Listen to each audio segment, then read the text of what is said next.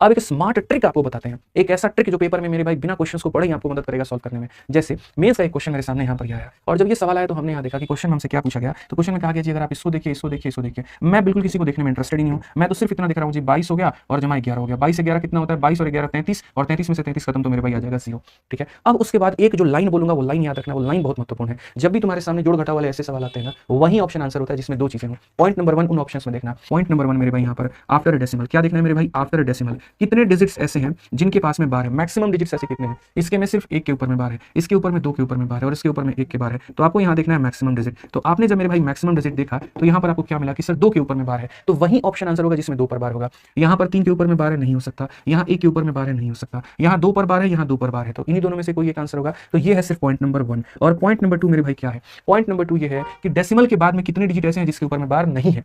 मतलब एक ये देखना है कितने के ऊपर में बार है और एक ये देखना है कितने के ऊपर में बार नहीं है। तो मेरे भाई डेसिमल के बाद में 2 डिजिट ऐसे जिसके ऊपर में बार था और डेसिमल के बाद में 1 डिजिट देखो यहाँ पर ऐसा जिसके ऊपर में बार नहीं है। तो करेक्ट आंसर वो होगा जिसमें डेसिमल के बाद में 2 अंकों पर बार होगा और 1 पर बार नहीं होगा, ऑप्शन नंबर सी। ये इसीलिए नहीं होगा क्योंकि डेसिमल के बाद 2 अंकों पर बार है, लेकिन मुझे एक और वो भी संख्या चाहिए जिसमें डेसिमल के बाद 1 के ऊपर में बार ना हो।